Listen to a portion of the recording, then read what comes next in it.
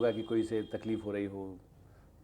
तो ये उनकी एक हमेशा चिंता रही। आपका जीवन यहाँ उज्जैन में माधव कॉलेज में बीता है, तो कॉलेज के जीवन की कुछ रोचक स्मृति आपको होगी?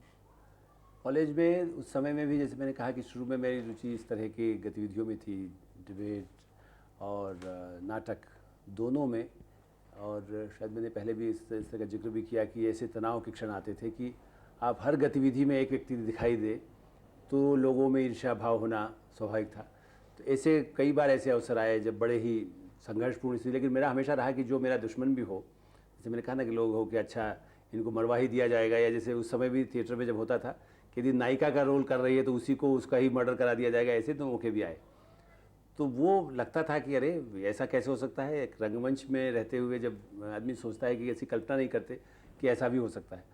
तो वो अनुभव भी थे तब भी, उस युग में भी ऐसा था, जिसको कहना चाहिए युग कह रहे हैं, आजकल तो ज़्यादा विश्वविद्यालय में दिखाई देता है, लेकिन तब ऐसे अवसर आते थे। और लेकिन मैं तब भी मैंने माना, और मेरी यही हर कारण मेरी जीत का एक रहा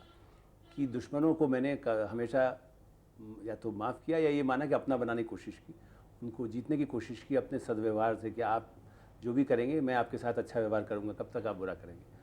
तो उससे मुझे बड़ा लाभ मिला। प्ले में मैंने मुंबई में जाकर के प्ले करने का अवसर भी मुझे मिले, खास करके यहाँ पर डॉक्टर भट्टाचार्य के लिखे हुए ही खाली कुर्सी एक प्ले आज भी मुझे याद है।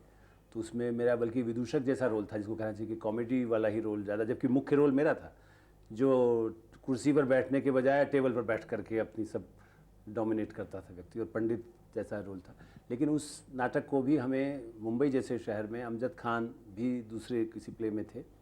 और लगता है सही मायने में तुलना नहीं हो सकती, अमजद खान बहुत बड़े कलाकार के रूप में साबित हुए। मैं तो थिएटर में आगे नहीं गया, लेकिन उस समय भी हमें दूसरा पुरस्कार मिला, और अमजद खान वाले उसको पहला दूसरा दोनों पुरस्कार नहीं मिले थे। तो मुझे लगता है कि हमें उस समय भी छोटी सी जगह उज्जैन में रह करके आप मुंबई के रंगमंच पर पुरस्कार प्राप्त कर सकें। दिल्ली के रंगमंच, रविंद्र रंगशाला तब बनी थी दिल्ली में, पहली रविंद्र रंगशाला इसको कहना चाहिए, पहला राष्ट्रमंडल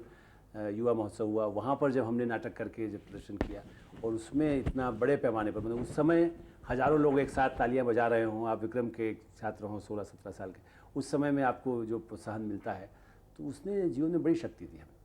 आपने बताया कि अमजद खान भी वहाँ प्ले लेके आए थे, तो प्ले के बाद जब आपके नाटक को पुरस्कार मिला तो अमजद खान के साथ आपकी कोई इंटरेक्शन या कोई इस तरह की नहीं, प्रतिक्रिया? असल में क्या है ना, जिस समय वो एक जो उम्र होती है, तो उस समय अमजद खान तो नहीं थे जी। और उसी तरह से हम लोगों को लगता था कि हम जो कुछ कर रहे हैं वो देखिए हमें इतना बड़ा सम्मान मिला है, मुंबई में हमें पुरस्कार मिल रहा है।